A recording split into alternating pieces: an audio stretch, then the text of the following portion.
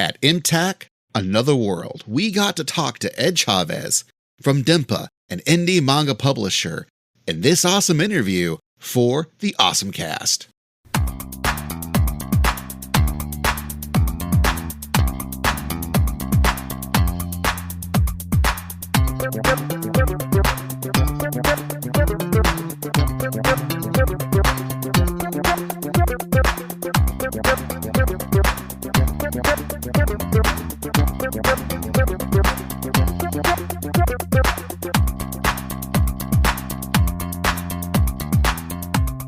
Hello and welcome, everyone. We are at MTAC Another World and happy to be joined by Ed Chavez. Ed, thank you so much for taking the time. Yeah, thanks for having me. So how's your convention been so far? Pretty good. It's been a little while. This is actually my first con of the year, and yeah, it's nice to be able to kind of stretch out those muscles again at a show that I haven't actually been to in a city that I come to. I won't say often, but frequently enough. So there's a little bit of familiarity and then a lot of new experiences. But it's also nice to have some familiar faces here as well. So it makes it feel relatively comfortable. Yeah, I remember this is going back to back when Twitter was good. How long ago was that? We're talking maybe possibly up to 15 years ago. I know. It was Twitter and men were men. Yeah. It was one of the first interactions I had with you. And this is back when you're still at Vertical. Uh-huh.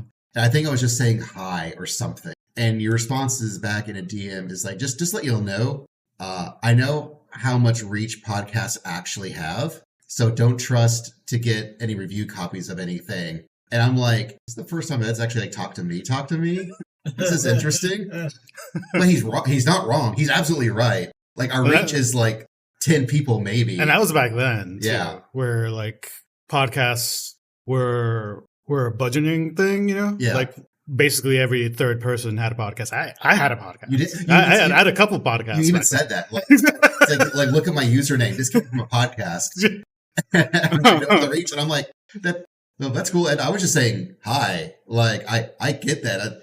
I'm still buying these books. I'm not, and that's when I learned oh man. If you want what they call a straight shooter, that's Ed. You've always spoken from the heart. Yeah, maybe a bit too much so. But yeah, you catch me behind the booth. I have a hard time turning it off. Not so much outside, outside of outside of that context. I'll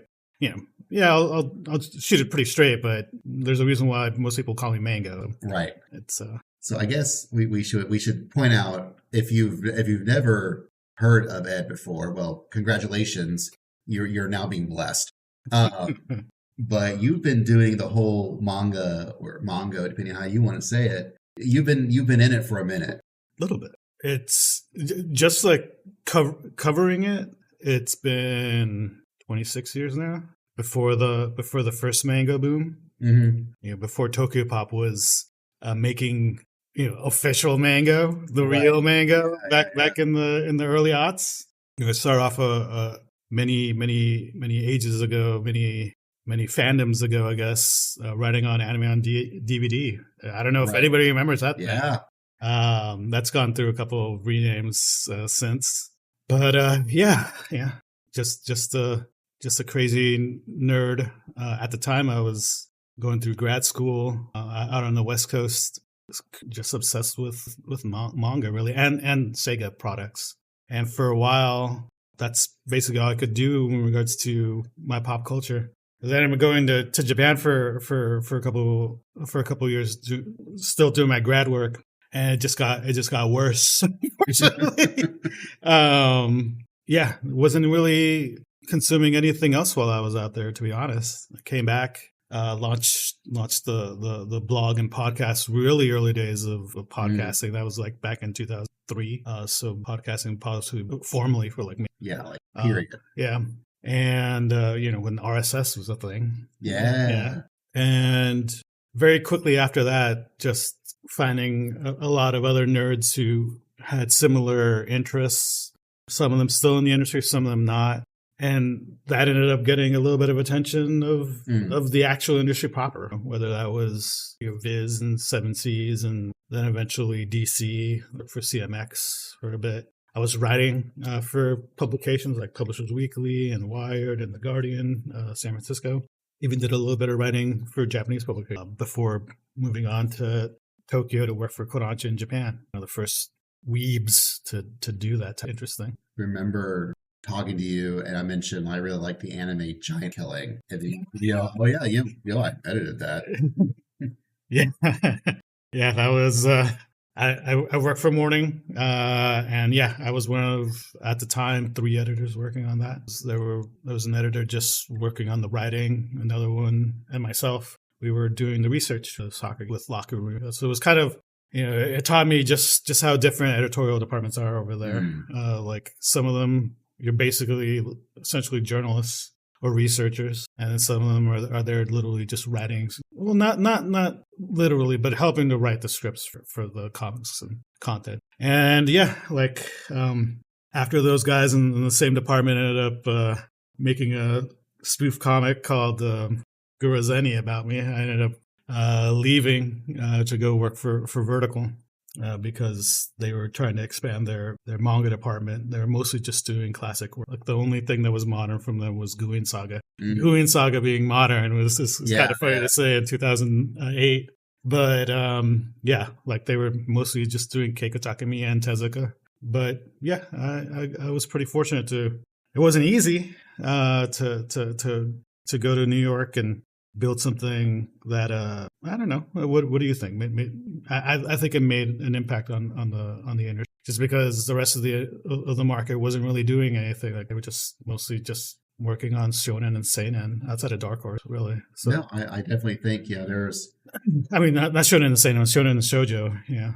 I mean, I know that Vertical now feels like it's more like an imprint than it is its own thing. But yeah, even I mean, that's what it is now. Yeah. It is still like if you want the quote unquote the good stuff, the real stuff, like it's almost like a prestige imprint now. And I don't think it would have been that way except for the work that y'all did with Vertical to get it there. Yeah, I mean that was an interesting 9 years, and like I said, it wasn't very easy. The company was really running just low fuel all that time. Right.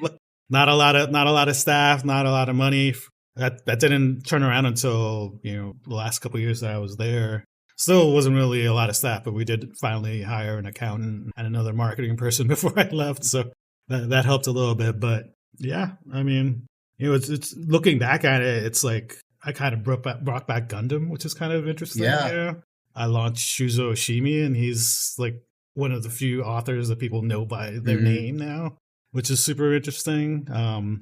Being able to work with Satoshi Kon, his works was very, very important to me. And, I don't know how much of the fandom these days remember him, but for people, I think our age, he was very significant and very influential, touched a lot of us, unfortunately, when he passed away. Yes. And then also just to be ahead of the curve when it came to things like Makoto Shinkai, before your name, and be able to do a lot of his works, be ahead of things like Inyo Asano, and to inspire or motivate Viz to actually give a shit about Junji Ito. We started to pull away some of those titles, and then they were like, oh, yeah, hold up, yeah, he's actually selling for other people. So, but all of that kind of like gave me a little bit of confidence and motivation to start on my project. So now. What's your favorite Sega product? I mean, I still ride hard with my Dreamcasts. I now still have 3. I've given away a couple to friends. I have my Sega Sports Black Edition. I have my Sakura Wars Pink, and I still have one of the just classic white and grays. Had to give a couple of those away to friends who needed parts and stuff. Man, honestly, if not for the Dreamcast, I would not be I wouldn't be talking to you guys. That's not even a joke. I ended up making friends with Japanese mangaka who were on SegaNet, and that wasn't something that really was utilized that much here in the US. But utilizing that was like my internet when I was a very young 20-something.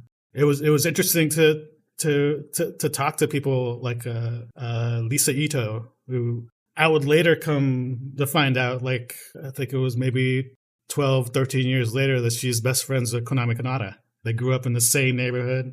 So she's the creator of Chief Sweet Home. Lisa Ito is kind of her mentor. Super hardcore josei artist. One of her works has been translated by Viz, but just only as a digital only.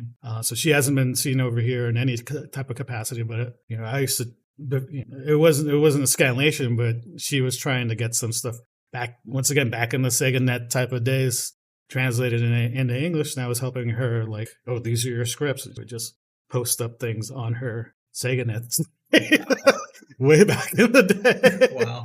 And that, once I started going to Japan on a regular, I actually went to Tokyo for the Dreamcast launch. That was my first time going to Japan by myself. And so, yeah, me and the old DC have a long relationship. So what's your favorite Dreamcast? Oh, crap.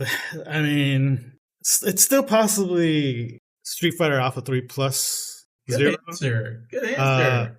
I love that game. And I love just like how it did bring back, or just like built up, just a greater Capcom universe in a way that wasn't within the Marvel versus universe. Right. So starting to bring in, the Final Fight characters, and then a bunch of like the stuff that came in from the Game S magazine characters like Maki and those characters coming in, the manga only characters from this Sakura comics that existed. Yeah, I thought.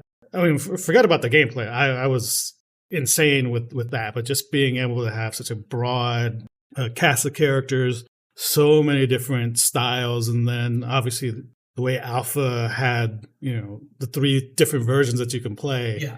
As someone who was there really early on, in bowling alleys and gaming arcades, playing Street Fighter 2 and just having to literally wait in line to get your turn again. Yeah.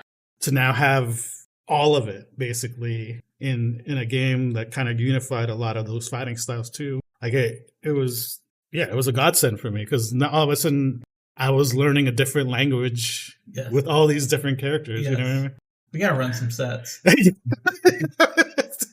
For a longest time, I would keep on going back to that game. When the Capcom collections were coming up for Switch and PS4, those were one of the few games I would buy for either of those machines. Yeah, I just had to go back to it. It's not the same now. It doesn't feel like the same. Yeah, but I still think they're great games. I also like Power Stone. Okay, Power Stone's good. But then it kind of shows that I like Capcom. I never got my hands on Cannon Spo. Most of my Street Fighter Alpha 3 playing was actually, because that's what I still am, which is not as good as what it was. It was like the best. Yeah. I don't think the upper ever got. No, those are all Japanese. Yeah. Yeah, I think the closest was they released double upper for the PSP. That was chunky PSP. Yeah, I mean, the controllers was the issue there, but just as a whole, it was. It's not like you could plug an arcade stick into a PSP. So you're now doing DENPA. You've struck out on your own. You're like, you are an independent publisher. Uh-huh. How has that been like? That's interesting. It's interesting.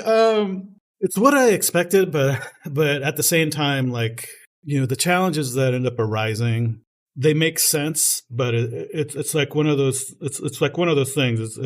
You get into a ring and then you don't know.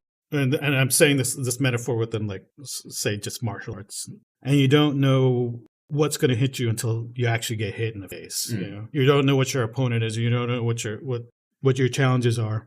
You could try to prepare yourself as best as you can.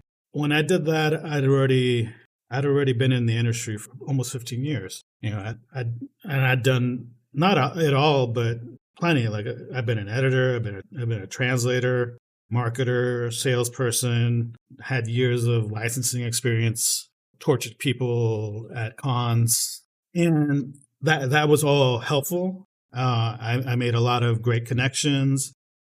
All that opened the doors to varying levels of success for DENPA, but at the same time, we're just a company of 4 people full time with investment just literally being the profits that we. And yeah, we had a little bit of seed money here and there and some loans, which are scary these days with interest rates. But yeah, it's hard because a lot has happened in just those we've gone through supply chain. Now I'm literally having to deal with years. Yeah, some of that is there are exceptions for some things, and there have been highs and lows. Like this for 6 months after during the pandemic, basically there were no stores outside of Amazon. Nobody was going shopping, at least most places across the country. But then there was a boom after that. People were just kind of at home for a bit and media to consume. So that was nice for a little bit, but it was kind of my decision at the time just to take some of those gains to get more licenses. Now because we're so small, instead of hiring more people, that's where I put my focus. We're still slowly just releasing some of those things 3 or 4 years ago. So, lessons learned, and I'm constantly learning new things for that matter. But at the same time, it's been really interesting the last couple of years specifically, just to see, where not just where DENPA is, but where the work that I've done within this business, how far that's here, whether it's in Europe. That's been kind of, I really didn't appreciate it until recent. So I've got 2 questions, but they sound similar, but they're 2 different questions. And the first question will be what do you look for in manga as a reader? I get asked that so often, and unfortunately the answer is not great for most. I don't really care. What I look for really is, I tend to look for important people. I'm not in the business of generally not in the business of nurturing talent, but I am extremely aware of who is moving the needle, who is inspiring not just anime creators, but just other comicers. Not just in Japan, but thankfully we're not isolated in that situation. We're not just geographically in that bubble. We're looking at this from outside, so we can see from a different perspective what this medium is to readership globally. And that's kind of what and kind of going back to an answer that I had earlier. I wasn't necessarily talking about title. I was listing out a bunch of artists that I got to work that's with, true. Yeah. And it's a very different angle than what most of the consumers tend to look at. But those people, they mean something to me. And I want to be able to share their work, their perspectives, their art, their views on our world, and hopefully in our reality, is why I don't do isekai. But yeah, I want to be able to share those ideas with people. And it's hard to kind of express that even to publishers in Japan, because generally speaking, what they want, the answer that they want is, so what type of genres, right, what type of art style do you like, what type of stories, and I'm like, if you look at our catalog, we fucking do almost every genre. I haven't done that much horror, which is fair, but not that I haven't. But pretty much almost in any other thing. We're the only people who do kids manga. We're one of the few publishers that actually dig deep into comedy. So is that the same ethos then that also makes you help you figure out what? No, that's pretty much it. I mean, so people can think, Ed wants to publish Mitsuru Adachi because he's a classic artist. No, if he had a short story collection that was just a couple years old, I would most likely pick. If Q&A wasn't as long as it is right now, I would possibly. Moto Hage was still drawing stuff. That would be, but that's also why Little Leo was something that we also published, because that's one of our recent works. So, that's not to say that these artists are completely ignored globally, because that's not the case either. But at the same time, to me personally and to my staff, almost all these artists that we wore, almost all, not all of them, mean something to us. And that is literally the point. This is why we don't even do surveys. I used to do that at Vertical. I was working for a bigger company, and people may not understand that. And yeah, I had an editor-in-chief, and I had a president that had to give me a thumbs up or a thumbs down. And that would go back all the way up the chain to Kodansha. There were so many things that ended up going to other publishers or not getting published at all. Because we don't think that could sell. And that's not, obviously I do want my books to break even at least, but yeah, that's not a, oh shit, the Campagna is awesome. And when I read Campagna, it's like, why didn't anybody publish this? And then all of a sudden after we do, then a bunch of markets globally. I don't know why that. I've always said, and Ed, I try. That is something I've said for many years, because I think that some way, somehow, you do have an eye for this stuff, and you tend to pick interesting winners. Maybe not just they'll always win, but they are always interesting. You do take chances. Like you announced that compilation of Mitsuru short stories. I was like, oh shoot, that thinking of me when he did this. It feels like he was thinking of me when he did that. You're possibly the 10th thing down the. I'll take that. But yeah, no. I've been reading Adachi regularly since, and for those mango heads out there, he wasn't translated until the aughts, and none of that sold. So for me, he's it's Rumiko Takahashi's my mom, and it's Mitsuru Adachi's my dad. There's Koyama Yu's my weird uncle. I haven't had a chance to translate his works because Azumi and most of his other properties are like 40 volumes long. But give me a chance, I'll get to people like that. But no, I needed to. It's fun. It's really funny to frame it this way. A lot of what DENPA does. Not all of it. A lot of what DENPA does is kind of an expression. This is who. You brought Gun to the Origin. I'm not super obsessive about it, but I do love it. You also did The Men Who Created Gun. Yeah. Great. Obviously, 100% off auto. Oh, entirely. Yeah. It's all happen exactly on other pages. You finally get to see Hajime Yadate in the flesh or on the ink. His belt buckle and cowboy hats. Exposure to manga, and what were some of the early titles?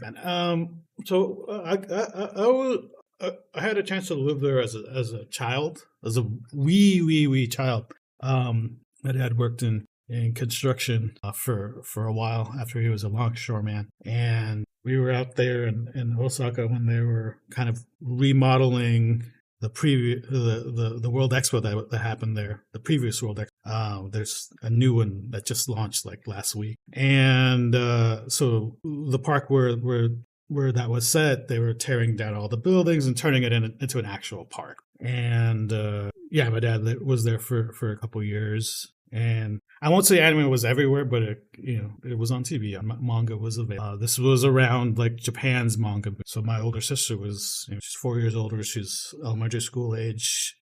Funny thing is, like, Japanese is kind of her first language, so it's especially for a Latino household. And at the time, I was just too young to really read. But when we moved back to San Francisco, I don't know, like everything just kind of fell into place. I moved into a community where there's a significant Asian expat population, not just Japanese people, but Chinese Americans, Taiwanese Americans. And a lot of those communities were reading manga, whether it was translated in English or the Chinese or it's just raw in Japanese.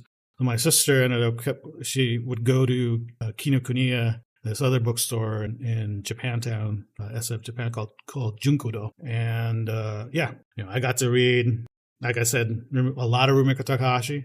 I still want to figure out a way to publish this next author, Ichijo Yukari. So she is not really that well known here, but she is prolific as a josei and shoujo author in Japan. Best known for her title Yukan Club, which is a title I grew up reading, basically about, and this is during like Japan's like financial boom. So basically it's 5 rich kids and they just get into like shenanigans, hanging out with like sheiks and military leaders globally, just fucking around because they have money.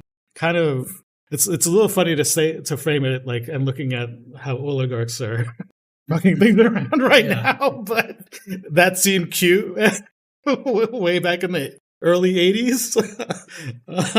It was very tongue in cheek, by the way. Like I said, those characters were kind of fooling around, but that was a really fun shoujo type of the time. Yeah, I read a lot of Adachi. I read as I grew older, almost everything that I was reading was Shogakukan. So a lot of Shonen Sunday, a lot of Spirits, a lot of big comics. Yeah, seinen rom-coms, which is a genre that kind of comes in and out over here. And as I became like a teen, and then was in my early 20s, Viz started translating things like Pulp magazine, and that completely aligned with what I was. Pulp was really something special. That was around the time that Kevin were really started getting to reading manga. Pulp hit us right coming out, and it hit us hard. Yeah. I mean, I was like very much Animerica, like until Pulp came around, and then it was someone like a handful of freaks here in the States see me. Mm-hmm. And it's funny because I ended up working with a chunk of them in different capacities, but eventually. But the other funny thing too is that we were all in San Francisco. A lot of it, whether it came from the editorial choices, the localized, like I could hear, it's going to sound funny, I could hear a very San Francisco voice. So it felt very, very much, but yeah. Not so, yeah. Even though it was big with most of my other friends, a lot of people in the circles that I read Dragon Ball, but I wasn't Shonen Jump. It was just something outside of a couple of things, maybe City Hunter or their sports titles, but grew up a Shogakukan boy, still am. Because the theme of this convention, Another World, I've been asking guests, if you had to be transported, it doesn't have to be from anime or manga, where would you go? If I got teleported to another world, it'd possibly be the world of Slayer. Okay, good answer. Yeah, I can eat right there with Amelia and Lena. I think I may be a little more useful than Gaori, though not as handsome. I wouldn't say that. And yeah, like just like all those characters, I know when to run. So I think it'd be a good time. I wouldn't mind like roasting up a fish man ever so often. So yeah. That's excellent. Well, Ed, thank you so much for your time. This has been wonderful. No, thanks for having me. And that was the interview. Thanks once again to Ed and MTAC for letting us talk and hang out for a bit. It was a wonderful conversation. You can find links for Ed, us, and everything we do at our website on the OSMcast, awesomecast.com, OSMcast.com.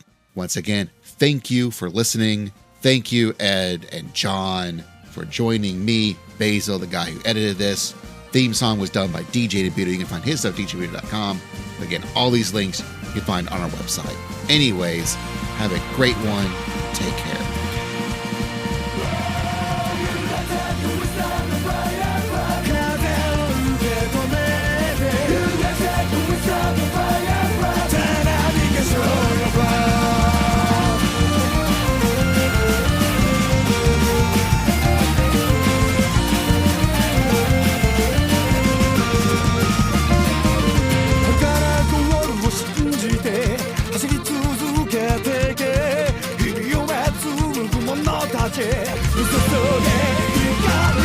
I said, why would you